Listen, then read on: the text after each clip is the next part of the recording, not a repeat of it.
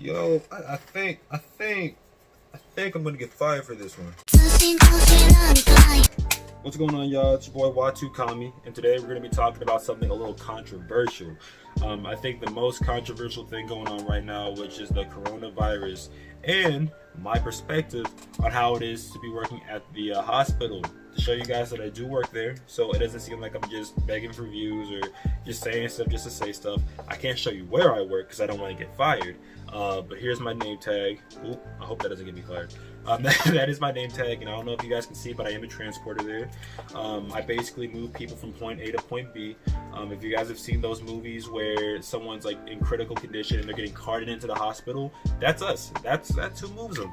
And we also move people if you've ever been like in the emergency room going up into a room, or you have came in for like a checkup and you had to be put in a certain room in the hospital. We are the ones who pick you up and take you there. That's our job. We move everybody, so you can understand the amount of urgency there is when it comes to moving people who may or may not be sick. You know what I mean? And I think through my eyes, through my perspective on working at the hospital, I think ours is maybe closely one of the most dangerous. And I'm not, trying to put down anybody else. The nurses, they're always around the patients. The aides are definitely around the patients. While the fact that they have corona, stuff like that. There's people who clean the rooms, and they have to clean the rooms after the person who had corona is cured. They have to go in, they got to clean the rooms. And, there's people who bring them food, there's respiratory, all those guys. Everybody does their job, you know what I'm saying? But the reason why I say ours might be one of the more dangerous ones is because with all those jobs, they are like, whenever they mess with the patients, not one time do they have to mess with the patients where they don't have on their gear, which our gear basically conspires of gloves. We have a garment that we put on that protects our torso and our legs. We wear a N95 mask, which is different from like the ordinary masks, and I'll talk about that later. But like, we have these N95 masks, and like basically they suction your face in a way to where nothing gets in, and like it hurts your nose, bro. It's really painful. And then you have a face mask, like a face shield, to protect your face. Say anything like liquidy were to like spurt up and hit you in the face, which it usually wouldn't. You know what I'm saying? I'm just saying in the event that it would, that protects you. You know what I mean? To talk about the mask, so I'm doing this around the time that like the malls and stuff are being open, and I'm seeing a lot of people wear their masks and doing the best that they can. And you know what? Do that, you know what I'm saying? Y'all keep wearing your mask, keep staying, clean and everything like that. But I will give you my honest opinion. I think you're better off, unless you need to go out, you're better off staying home. One of the things they tell us in the hospital is when someone has corona, or if you think someone has corona, get an N95 mask and you put that on. Why? Because when you're close to somebody with corona, those masks aren't going to help you. Well, they help. Let me rephrase. They help you, but not as much as you think they're gonna help you, if that makes sense. Like, if you are walking through, right, and say, like, out of the entire mall, like, 3 people have corona. Say this is, like, the walkthrough, right? Stores this way, stores this way. If you're walking here, and the other corona person's walking right here, and y'all are pretty far away, you know what I'm saying, 6 feet at the minimum, which I think personally should be more. If you're like that, you're not gonna get sick. You're probably gonna be fine. But with stuff like, being right close to them, so say you're walking by somebody who has the corona, that mask probably isn't gonna help you. You know what I'm saying? You're better off like wearing a bandana or something really, really thick. Those thin masks, which is what I'm talking about, they're probably not the best option. You want to grab something thick and put it over your mouth so nothing can get in. And that's usually what we gotta wear. And the thing with us is, like I said before, everybody can move the patients in their garb, and they never have the chance of touching them or messing with them without feeling completely protected.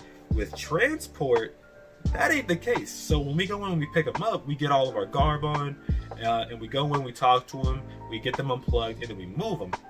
However, when we move them outside of the room so we don't get anybody sick, we have to take the stuff off. With the exception of the N95 mask and the face shield, everything else comes off. No garb, no gloves, which means removing their bed or the wheelchair with our hands exposed, which is why they always stress wash your hands, wash your hands. You never know when you never know when you end up touching something that somebody else who was sick before you had touched. You know what I'm saying? And you should do that with anything, but I feel like now more than ever, people really need to do that. I have to do that. And the reason why we don't wear our gloves whenever we move people is there is a good chance that when we touch somebody with gloves on our hands, like that's sick, and then we touch something else around the hospital, somebody else can touch it and then they transfer it. You know what I'm saying? They could get sick or they could get somebody else sick. You know what I mean? So you want to keep that in mind whenever, you know, you're walking around, you're touching things with like your bare hands, or if you're walking around with gloves. Even though you're protected, you're not really protecting anybody else from you, if that makes sense. Especially if, you know, they haven't been washed, or, you know, they're not new gloves or anything like that. Because I've seen some people reuse their gloves, and they're like the really cheap gloves. I'm like, don't do that. Just throw them away and buy some new ones. I'm telling you. But for us, it's kind of scary because we got to move them with our bare hands, and then when we get them to their rooms, we got to wash. You know what I'm saying? There's a good chance we might, you know, while we're moving, we might touch them with our bodies, which means, you know, with most people, like with most people in the hospital, you got to wash all your stuff off. You know what I mean? But if you don't do that, you're putting everybody in danger. Wash all your stuff. You never know. But you know, it is kind of crazy having to do stuff like that. It is kind of scary. We've had 2 people leave our force, you know, our transport force, due to being, you know, afraid of it. We've had 2 people go home with the thought of maybe even having the virus. You know what I mean? And I'll say this right now, before, like, if this actually ends up blowing up, which I doubt it will, but if this actually ends up blowing up and people try to like be like, oh my god, the hospitals are bad. No, they always test. They always make sure every time I come in, they give us a mask, they check our temperature, and then they send us in. And if we feel sick in any way, we are able to go and get tested. And if we are positive, they give us the option to either stay in the hospital and be monitored, or go home for 2 weeks. And when we're home for 2 weeks, we get paid for all those for those 2 weeks. It's not like, you know, we get sent home, we don't get paid. They pay us our pay for 2 weeks, and then we come in and then we get tested again. And if it is positive, we go back home for 2 weeks. We get paid for 2 weeks. You know what I'm saying? Or we can stay in the hospital, get better, and we'll still be off like the next like week or so. You know what I'm saying? They're really cautious.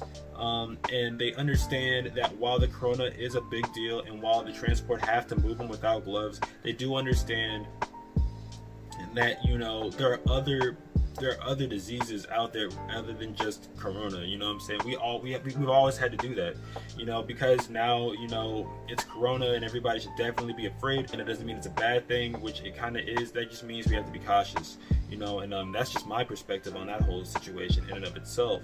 I do have a girlfriend, and I do see her every so often, you know what I mean?